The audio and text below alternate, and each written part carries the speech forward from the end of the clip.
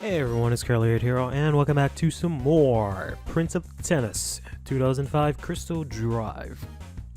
So, we're right in the heat of the Open Mixed Match Tournament Final Round.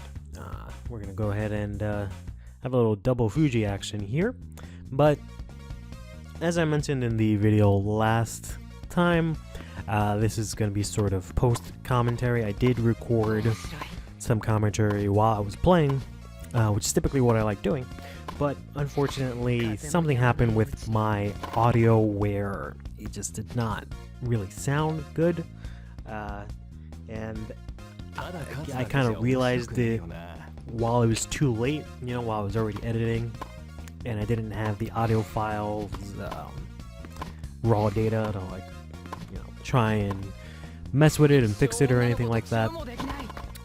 So what I'm doing instead, rather than trying to get some crap out there, I'm going to re-record all of these last two videos for you.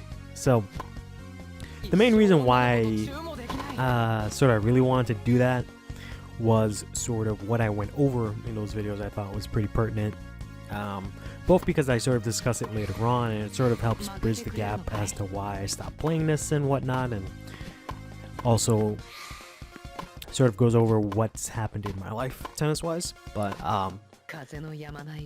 let's get right into the thick of it. So basically, I moved over to Florida sometime a year ago from this recording, and I spent about a year and a half there.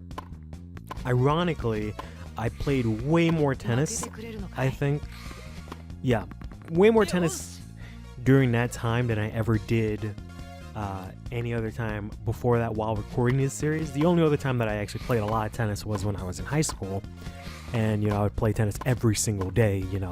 Monday through Friday we'd go to maybe Monday through Thursday, or it might have even been Fridays. Most times it probably was Fridays, but whichever day we would go, spend like a good 4 hours out on the court, and then sometimes even go Saturdays and Sundays, spend like a good 7 or something hours there as well.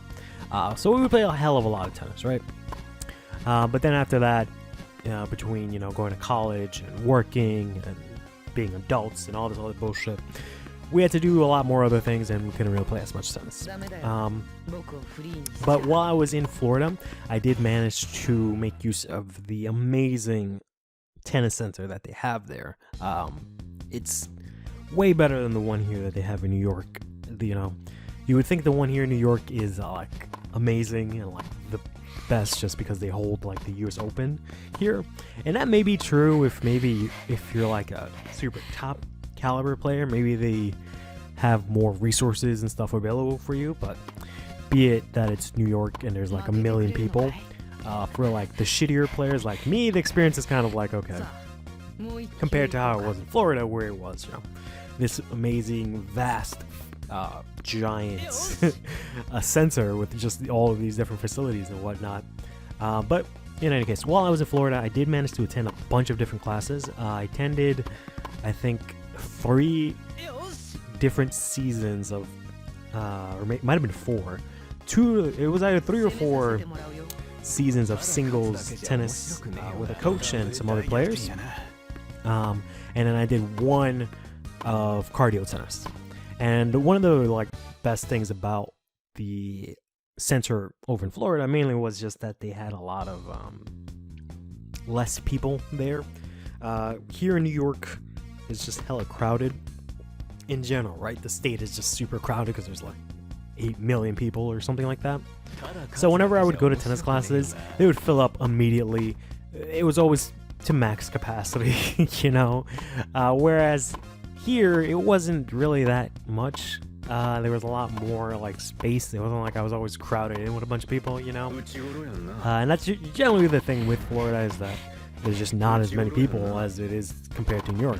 Don't get me wrong, there's still people and whatnot. It's not as crowded. And this man just used 3 specials on me, 4 specials, back to back, and we were just rallying back here. At least we managed to burn out his awakening mood. But in any case, that was an amazing point there. The coaches were a lot better, in my opinion, in the Florida Tennis Center. I feel that I learned and played better tennis than I ever had in my entire life. Or rather, you should always more or less be better than you were the previous day, right? So I guess more accurately, I felt more growth as a tennis player during that time than I ever did in my entire career, if you want to call it that. But unfortunately, one thing, ironically, is that I didn't actually get to record this series a lot, which, you know, the whole premise about it is I'm playing a tennis game and I'm talking about tennis, you know, kind of making those things go hand in hand. But I kind of took a break from recording this while I was in Florida, and I don't really have a reason for that. It was mainly just kind of, I was trying out a lot of things in Florida, recording wise, channel wise, and I also ended up sort of taking a lot of different hiatuses and whatnot. So, you know, stop recording, record again, stuff like that. And then between one of those hiatuses, I kind of just dropped off of this game and just never picked it back up. But it's just ironic considering that I played so much tennis, I would have had so much to talk about. And I'll try and get into that, you know, as this series goes on, as usual. But one of the unfortunate things that happened was that while I was in Florida, I sort of got very sick. I don't know if sick is the right word, but that's kind of what I've been calling it because I don't really know how else to describe it. But let's see. So I have a chronic kidney disease. It's something I've been born with. It's something I have to, you know, deal with for the rest of my life. While I was here in New York, I was seeing a specialist, and they had wanted me to do a biopsy. And that's kind of when they take this big old giant needle, stick it in the back, take out a piece of your kidney, and be like, oh, yep, this is kidney, and then see what's wrong with it. I really wanted to do that here in the States, or not specifically in the States. I didn't move out of the States. I wanted to specifically do that here in New York while I was in New York, but I couldn't because of a lot of time constraints and whatnot. So it kind of got pushed all the way until I moved to Florida. So I was there with a different specialist, and I managed to finally get the procedure done. Saw my kidneys. He's like, oh, this is kidney. And he saw that I had some sort of weird, like, immuno disease that caused some sort of inflammation in, like, one of the veins of my kidneys or something like that. I don't really know the specific details because it has, like, this, like, 20-character long name, and I just can never pronounce it and whatnot. But basically, in order to sort of cure that or help it or whatever, he put me on these steroids for a very long period of time. I started taking them in November, and then I got off of them the following October. So essentially an entire year I was on these steroids. And it did end up helping me a lot. You know, my kidney function when I started was, I think, at like 28 or something like that, which is not good. And then because of the medication, managed to shoot up to about 40%, and I'm about like 36 or something right now. So it definitely added a lot more time on my clock, which is pretty cool. However, there were a lot of horrible side effects to this medication. So for one thing, it made it really difficult for me to like keep my weight. Due a combination of it just sort of making me fatter. Like, it just naturally made me a lot bigger. It just messed with like my appetite and my metabolism or something. But then on top of that, I started developing a lot of swelling all over my body, particularly over my stomach and in my face. Developed something apparently called cushioning syndrome, where your body, or parts of your body, fill up with cortisol, which is stress hormone. But not to get into like the nitty details, I don't really know them, but just basically I ballooned up, both from being fat, but also from being swollen. So I was just really swollen, but also fat. So when I started taking them in around November, I was about 175 or something like that. When I stopped taking them, or rather, not so much, more or less when I stopped taking them, I was about 214 pounds. So I gained quite a lot of weight through this. On top of all that effects that it had on my body physically, it also physically damaged my knees, or I wouldn't say damage, but it had some sort of weird effect on my knees. It might have been just from the swelling, where I was just, it was, I don't know how to describe it, but it was basically like, I just was not able to like pick up my knees above, like towards into my chest. So like running, for example, and stuff like that was extremely difficult for me because like my legs would just not go up. Like it was horrible. I thought I was just gonna like never be able to run or walk quickly or anything like that. Like my legs would just not go up in that direction. Like my knees would not go up. And you know how like sometimes when you're going upstairs and you like skip steps, like I couldn't even do that. It was I don't know what it was. But on top of that, you know, I felt very lazy and tired all the time because, you know, I'm on all this medication. I'm feeling like shit. There were times, every single time at my desk at work, if I got up, I had to like wait like a good 20 seconds before I start moving. Because if I don't, I would, even while I'm, you know, standing there like a fool, I would get extremely lightheaded and feel like I'm just gonna pass out and fall on the ground. It happened several times where I just felt like I was just gonna collapse.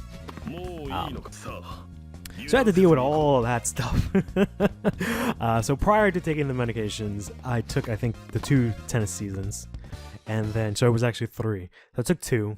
Then I started taking a medication, and I wrapped up the one I was in. Then I tried to take a cardio season in the winter, and I just could not.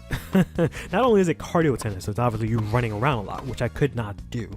I was feeling like crap, so I just could not do it. I had to drop out mid-season, and I took a really long break, and you know, my condition, or the side effects I should say, got a lot worse till towards the end of the year.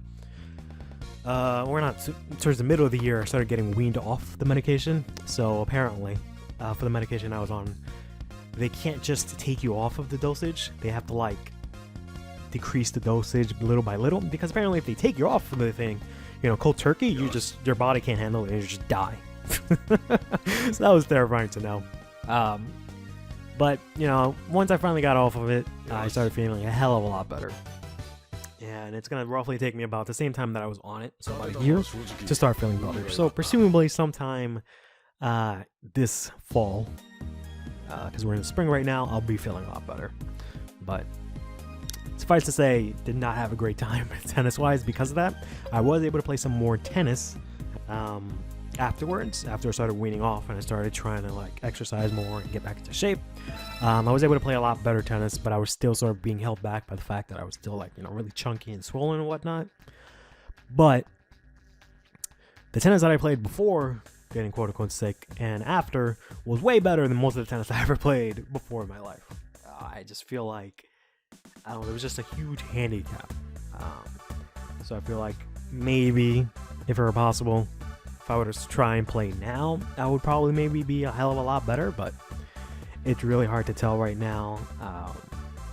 You know, the older I get, the harder it gets. But, so that's kind of what I've been going through, just to sort of wrap things up neatly. We've just finished up the mixed match tournament. It wasn't really that much that I can really talk about. It's a bunch of opponents we faced before, and you know, I kind of cleanly swept the team there. For aside from the doubles match I lost, I kind of went through it pretty easily after that. So both when I first recorded this and now when I'm doing it in post, that I kind of want to focus on sort of what happened to me, and you know, tennis wise and whatnot. But after this, I'm going to try and see if I can start recording this a lot more regularly. I know before I would do this like sort of on and off, and I would do it like on weekends, like on Sundays or Saturdays, I think it was. So I had like a sort of weird time slot. Previously, I was recording a lot of like Pokemon Sword and Shield Wi-Fi battles, and I kind of took a break of that for like a season. I might take another season break. I'm not sure. I don't want to like wear myself out too much Pokemon-wise, especially with like DLC coming out in the future and whatnot. But I might do like a mix of the two. But stay tuned for some more Prince of Tennis 2005 Crystal Drive coming in your near future. Because I'm really psyched to start playing this again. I would say I'm sort of finishing up, but we're going to go ahead and unlock Nanjiro here, who is Ryuma's dad. So that's pretty fucking sick. I think he's actually a pretty solid character. And we're also going to get a new coach. The coach from Rikaku, I think it is. But more on that next time. Take care of yourself.